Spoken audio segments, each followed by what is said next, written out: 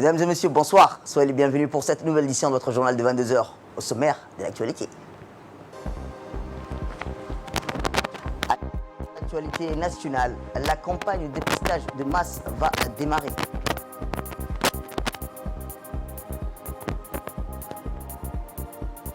Et enfin, dans l'actualité internationale, l'Europe poursuit son déconfinement.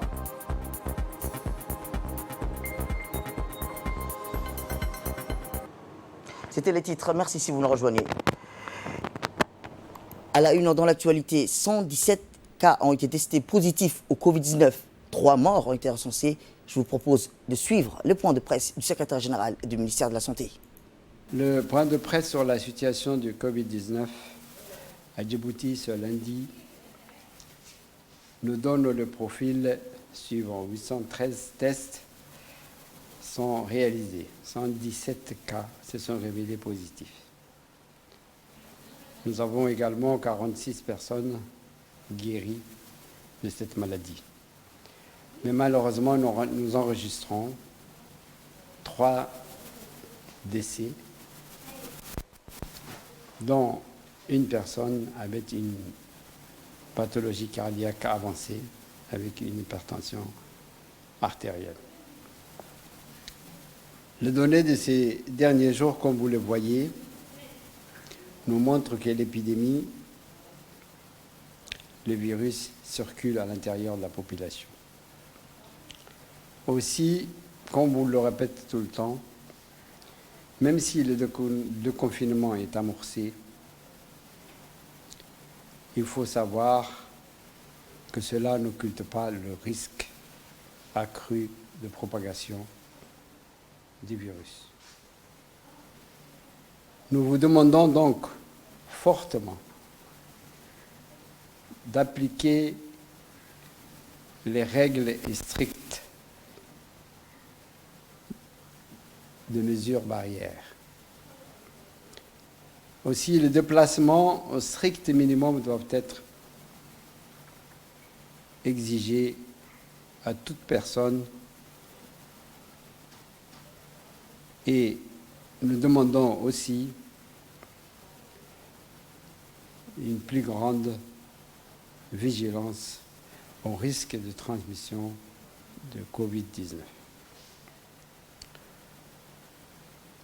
Il est déjà demandé aux forces de l'ordre de renforcer le contrôle des dispositifs de contrôle afin de s'assurer que toutes les mesures prises par le gouvernement et le ministère de la Santé soient appliquées et respectées. Comme je vous le répète tout le temps,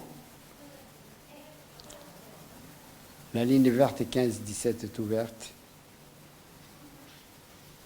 et demeure à votre disposition pour toute information concernant cette épidémie. Quant au bilan global de la situation dans le pays depuis le début de l'épidémie, il s'élève à 18 345 tests réalisés, 1518 cas positifs au Covid-19,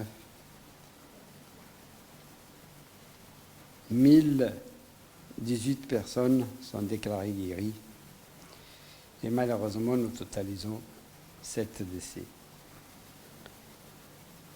Je vous demande de rester vigilants, protégez-vous et protégez les autres. Autre actualité nationale, je vous le disais dans le titre, le Premier ministre, M. Abdelkader Kamel Mohamed, a présidé en fin de matinée la réunion du comité de pilotage de lutte contre le Covid-19. Cette rencontre restreinte du comité de pilotage de lutte contre le Covid-19 était consacrée à la mise en place d'une campagne de dépistage de masse qui a pour objectif de conduire un total de 5000 tests par jour. Tests qui auront lieu dans les centres de santé, les CDC et les hôpitaux. Cette réunion a vu la participation du ministre de la Communication, M. Redouane Abdoulaye Badone, du ministre des Affaires musulmanes, de la Culture et des Biens Warf, M. Moumin Hassan Barre, du ministre du Travail, Ismaël Ibrahim Roble, et enfin la ministre des Affaires sociales, Mme Mouna Ousmane Aden. À l'issue de cette réunion du comité de pilotage de lutte contre le Covid-19, qui était consacrée à la mise en place d'un dépistage de masse, le Premier ministre nous a accordé une interview pour le point des tenants et aboutissants. Écoutons-le. un dépistage massif aura lieu dans la ville de Djibouti et notamment dans les centres de santé. Là où il n'existe pas de centre de santé, les prélèvements auront lieu dans les CDC. J'exhorte tous les Djiboutiennes et les Djiboutiens à s'y rendre, à se faire dépister, et notamment les personnes âgées. Le Covid-19, c'est une maladie grave. Aujourd'hui, nous sommes à 7 décès.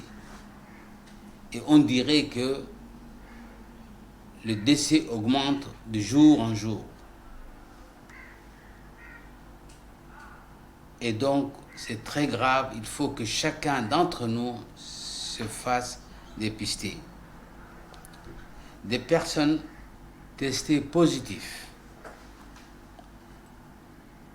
n'ont pas répondu au personnel soignant pour y être traités. Et ça, c'est encore plus grave. Les personnes testées positives doivent s'y rendre très rapidement dans les centres de traitement et contacter le personnel soignant du ministère de la Santé. Ces personnes testées positives sont en danger permanent pour la population s'ils ne sont pas traités à temps, parce qu'ils mettent en danger délibéré la vie d'autrui. Et c'est puni par le code pénal. Dans le cas contraire, ces personnes testées positives, s'ils ne répondent pas rapidement au personnel de la santé, seront poursuivis devant les tribunaux. Soyez prudents. Respectez les gestes barrières. Merci. Autre actualité nationale, le Premier ministre, M. Abdelkader Kamel Mohamed, a reçu hier, en visite de courtoisie, une délégation de l'armée italienne stationnée à Djibouti. Cette entrevue s'est déroulée au salon d'honneur de la primature. Au cours des discussions, les deux hommes ont notamment évoqué la coopération bilatérale et la relation d'amitié de longue date qui lie plutôt les deux pays. Cette visite de travail a permis d'évoquer les relations d'amitié qui lient la République de Djibouti et la République d'Italie. Cette visite a également aussi été l'occasion pour le Premier ministre de discuter avec la délégation du renforcement de la coopération entre les deux pays dans divers domaines stratégiques. Tout à fait autre chose, la commission d'accompagnement et de suivi de lutte contre le Covid-19 a tenu ce matin des entretiens avec le ministre du Commerce et avec le ministre de l'Intérieur. L'agenda de cette commission, présidée par l'honorable Dr Ahmed Roble Abdillahi, en présente ses collègues membres, a débuté avec la réunion du ministre du Commerce, Hassan Mohamed Ibrahim, assisté de son plus proche collaborateur. L'assistance a passé en revue des sujets comme les actions menées sur le terrain ces dernières semaines par le département ministériel en charge d'autres, la correction de toute inflation des prix qui serait provoquée par des pratiques anticommerciales. Les députés et membres de la commission et les membres du gouvernement ont par ailleurs échangé sur des thématiques aussi importantes que l'autosuffisance alimentaire ou encore la question du renforcement des moyens des voies d'approvisionnement en produits de première nécessité et les stocks alimentaires à l'heure où le commerce international, en réponse à la pandémie mondiale, est dû au Covid-19, souffre de fermeture des frontières ou des protectionnismes sur des produits et des équipements indispensables au combat engagé contre ce virus. Dans un deuxième temps, les élus de la nation et membres de la commission ont recueilli les éclairages du ministre de l'Intérieur, Moumin Ahmed Cheikh, appuyé pour l'occasion par les hauts responsables de son ministère. Les différents axes abordés portaient sur les interventions, activités effectuées par le ministère de l'Intérieur dans le cadre de la prévention puis de la lutte de la conjoncture épidémiologique frappant notre pays. À ce titre, l'auditoire a discuté des enjeux et défis posés par le confinement ainsi que par le déconfinement subséquent et la distribution des vivres. Le plan d'urgence national, notamment le plan Orsec, est cependant à mettre en œuvre lors des catastrophes naturelles comme les dernières pluies ou l'éruption d'un aléa de santé publique telle que la pandémie qui affecte plutôt actuellement la planète.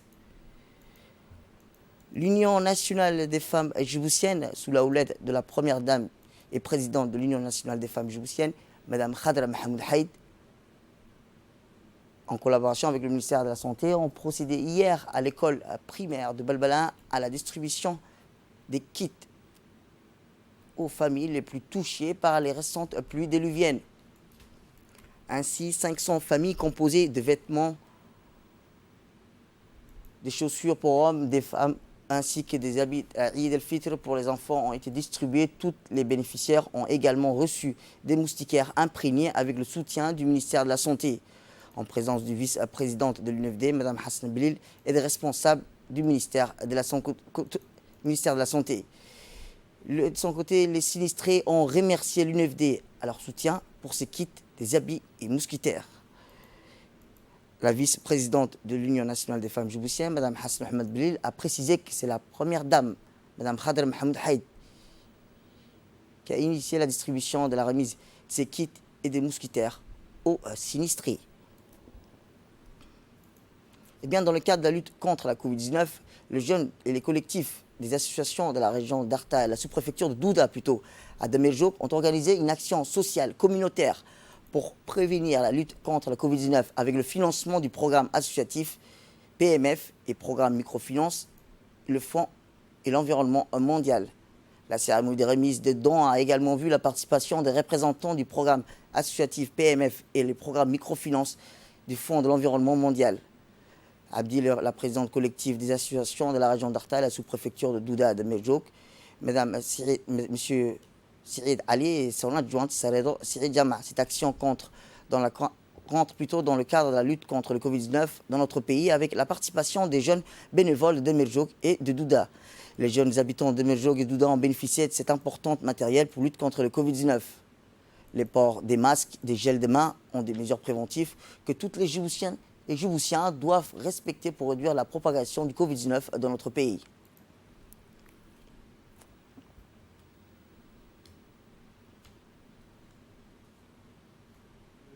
Des jeunes de toute la communauté de la région d'Arta, de Douda, de Merjouk. On a distribué des kits de survie pour lutter contre la maladie du Covid-19. Le kit est composé de savons, des gels hydroalcooliques, des masques de protection avec un seau. L'association est composée de 3 associations types. Green Carc, dont je fais partie, l'association de Dalal Petit Douda, et l'association AVD qui est association des volontaires de Djibouti. Durant 2 mois, le confinement décrété par le président de la République le 23 mars dernier pour stopper et amoindrir la propagation virtuelle du mortel du coronavirus, le déconfinement est célébré solennellement très tôt le matin, comme d'habitude, dans la région d'Ali-Sibié. Les premiers bus en partenance vers Djibouti sont mis à la disposition des voyageurs. L'intérieur et l'extérieur du bus sont désinfectés par des agents du Croissant-Rouge de Djibouti, branche d'Ali-Sibié en combinaison blanche. Quelques instants après, avant de prendre place dans ces moyens de transport en commun, ces derniers ont été invités à respecter scrupuleusement les gestes barrières, lavage des mains, l'antigel et la distanciation sociale de 1 mètre, et utilisant la reprise du trafic routier en livraison avec la capitale est particulièrement accueillie favorablement par les Assedjouk. Le lancement ou la normalisation de cet événement a vu la participation des corps sécuritaires de la région, les chefs de corps et détachements de la police nationale d'Ali-Sibié, la gendarmerie nationale ont tenu à être présents pour superviser cette normalisation des voyageurs en bus vers la capitale. Au centre-ville, un autre lieu de contrôle est instauré par les hommes en uniforme pour une dernière vérification avant de quitter la ville. Les éléments de la police de la région d'Ali-Sibié sont déployés partout dans la ville de Assedjouk pour veiller au port du masque. Et dans l'actualité internationale, je vous le disais, le Bénin a voté ce dimanche pour élire les conseils municipaux des 77 communes du pays. Tous les bureaux ont fermé et achevé le dépouillement en dehors de l'enjeu politique qui constitue le parrainage des maires pour l'élection présidentielle 2021. Il y avait un enjeu sanitaire en raison de l'épidémie du Covid-19. Enfin, il y a l'enjeu du taux de participation. Au Bénin, les électeurs se sont rendus aux urnes pour élire leurs conseillers municipaux en scrutin terni par des risques de contagion du Covid-19. Le taux de participation reste toutefois moyen. On note plusieurs observateurs après dépouillement des bulletins dans plusieurs bureaux de vote. Les résultats définitifs ne sont pas attendus avant une semaine. C'est tout pour cette édition. Merci à vous de nous avoir suivis. Restez avec nous pour la suite de nos programmes télévisés et respectez les gestes barrières.